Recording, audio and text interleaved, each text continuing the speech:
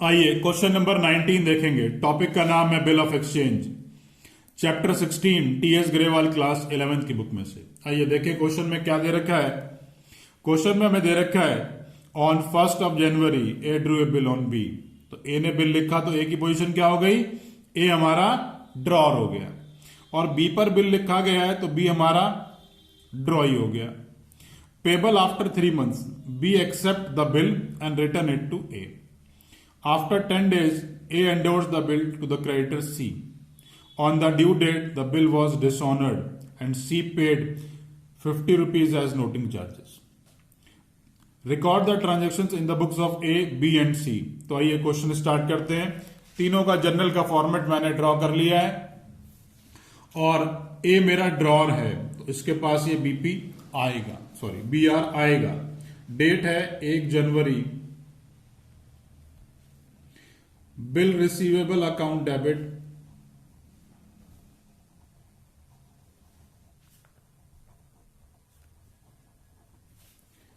To bill किसने दिया है भाई, बी ने दिया है।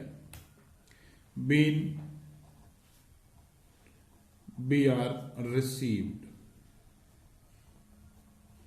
कितने का बिल है, 10,000 रुपीज का बिल है। तो आइए अमाउंट भी लिख देते हैं। अब जो बिल इसने हमें दिया है वो बी अपनी बुक में कैसे रिकॉर्ड करेगा उसे देखते हैं। Date 1st of January। इसने बिल किसको दिया है, इसने बिल ए को दिया है तो एंट्री हो जाएगी ए डेबिट टू, वो जो ए की बुक्स में बी आर था वो यहां पर हम बिल्स पेबल के नाम से लिखेंगे। बीन बीपी गिवन टू ए। कितने का बिल है भैया, 10,000 रुपए का बिल है। अब बी ने क्या करा, वो ए ने क्या करा, अपने क्रेडिटर सी को 10 दिन के बाद वो दे दिया। अब 10 दिन के बाद डेट क्या आ जाएगी भैया, 10 दिन के बाद डेट आ जाएगी 10th of January, और हम लिखेंगे C debit to B R. Being B R given to C. Being B R given to C. कितने का बी आर है भाई, 10,000 रुपए का बी आर। अब फाइनली ये बीआरसी के अकाउंट में चला गया। तो चलिए सी की जर्नल की तरफ चलते हैं। सी की जर्नल मैंने अगले पेज पर ड्रॉ करी है और यहां मैंने लिख दिया बिल रिसीवेबल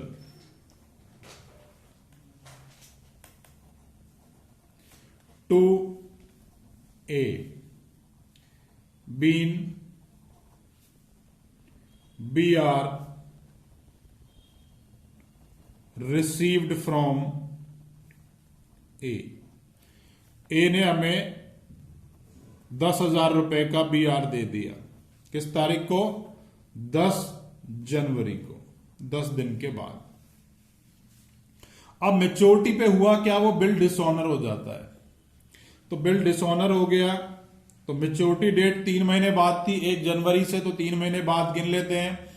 पहला महीना 1 फरवरी, दूसरा महीना 1 मार्च, तीसरा महीना 1 अप्रैल, और 3 दिन ग्रेस के तो 4 अप्रैल मेरी डेट आ जाएगी, ड्यू डेट 4 अप्रैल। उस दिन मैं दोबारा से ए को अपना डेटर बना लूंगा, ए को डेबिट कर लूंगा क्योंकि मुझे उससे पैसे लेने हैं, क्योंकि उसका दिया हुआ जो बिल था वो डिसऑनर हो गया। टू बी आर, और कुछ पैसे हमने कैश में नोटिंग चार्जेस के भी दिए हैं तो ये 50 रुपए यहां पर ऐड होकर के आएंगे। तो ये 10,050 हो गया। एंट्री हो गई A debit 10,050 to B R 10,000 to cash 50,000.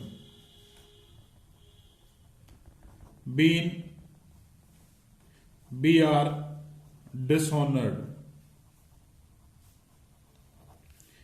and noting charges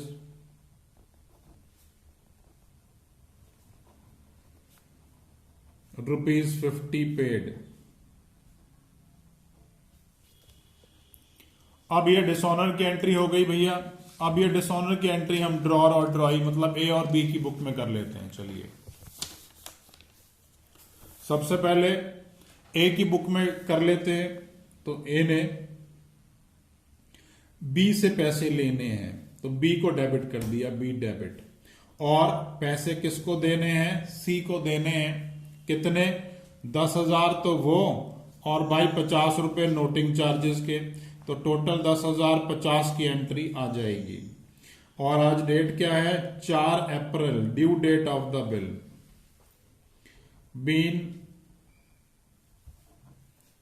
B R dishonoured and noting charges ₹50 paid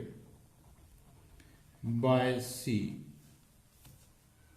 तो फाइनली ये डिसऑनर की एंट्री भी कर ली हमने in the books of A. चलिए आगे चलते हैं in the books of B की तरफ और यहां पर हम ये एंट्री कर लेते हैं। डेट है डिसऑनर की 4 अप्रैल और डिसऑनर के केस में इन द बुक्स ऑफ ड्रॉई हम बीपी को डेबिट करते हैं। तो बिल्स पेबल को डेबिट कर देता हूं।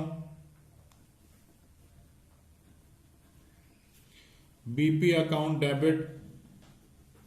अब नोटिंग चार्जेस भी हैं।